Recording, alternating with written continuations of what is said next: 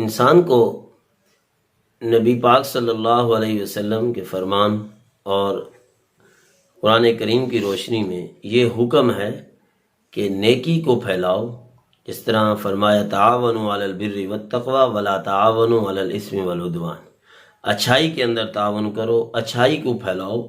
اور برائی سے بچو، برائی میں تعاون سے بچو، نہ خود برائی کرو نہ کسی کا اس کے اندر تعاون کرو۔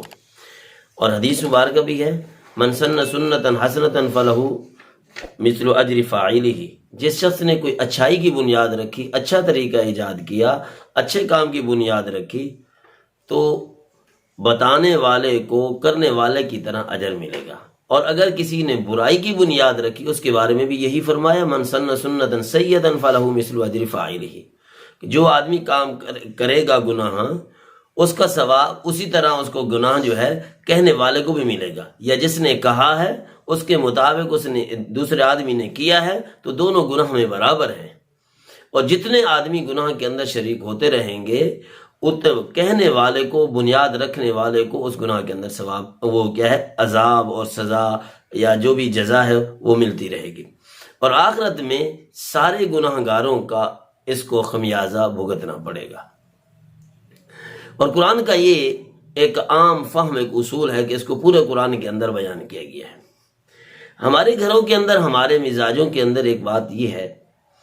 کہ ہم جھگڑوں کو بڑا طول دیتے ہیں، بڑا ہی لمبا کرتے ہیں، یعنی اچھائیوں کے اندر موروثیت کم،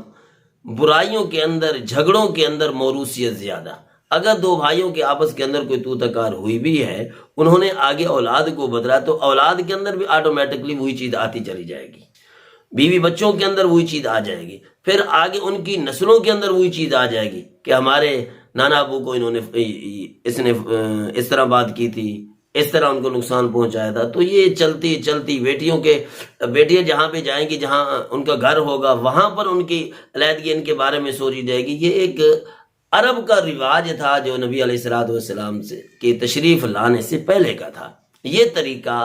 یہ غلط طریقہ ہے، نامناسب طریقہ ہے۔ جھگڑوں کو ختم کرنے کا پہلا طریقہ تو یہ ہے کہ آگے کسی کو بتلاؤ نہیں۔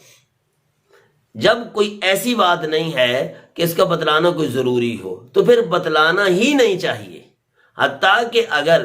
بیوی کو بتلانے کی ضرورت نہیں ہے تو اس کو بھی نہ بتلاؤ۔ اگر بتلائیں گے تو خواہ مخواہ کے ایک ذہن کے اندر خرابی آئے گی۔ آپ نے اپنے بھائی کے ساتھ جھگڑا ہوا تو اس کو آپ نے بیوی کو بتلا دیا، اس کا ذہن فوری طور پر خراب ہونا شروع ہو جائے گا۔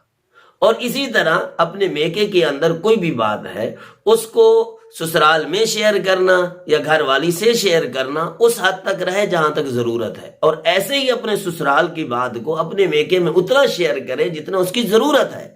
اگر ان کے جھگڑوں کو ادھر شیئر کریں، ادھر کے جھگڑے ادھر شیئر کریں، سسرال کے میکے کی طرف، میکے کے سسرال کی طرف، میاں کرے، بیوی کرے، کوئی بھی کرے، یہ نقصان دہ۔ اس کے اندر موروثیت، اس کے اندر طوالت خاندانی نظام کو انتہا درجے کا نقصان دیتی ہے، اور پھر ان نقصانوں کو پورا کرنا بھی بڑا مشکل ہو جاتا ہے۔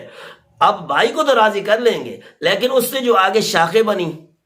بھتیجوں کو کیسے راضی کریں گے، بھتیجیوں کو کیسے راضی کریں گے؟ اور اسی طرح ہمشیرہ کے ساتھ کوئی اونچ نیچ ہوئی ہے، کوئی تو تکار ہوئی ہے، تو ان کو راضی کرنا آپ کے بس میں بعض دفعہ ہو جائے گا، آپ کے اختیار میں ہو جائے گا، لیکن بھانجے بھانجیوں کو راضی کرنا بڑا مشکل ہو جائے گا۔ تو سب سے پہلا علاج، پہلا سیٹ اپ یہی ہے کہ آپ کسی کو بتائیں ہی نہیں جب بتانے کی ضرورت نہیں، اور اگر بتانے کی ضرورت بھی ہے لب و لہجے کو کم کریں، تھوڑے سے بات کو تھوڑے سے کم کریں، تاکہ کسی قسم کا کوئی ری ایکشن برائی کی طرف نہ جائے۔ پھر تو خاندانی نظام کسی طریقے سے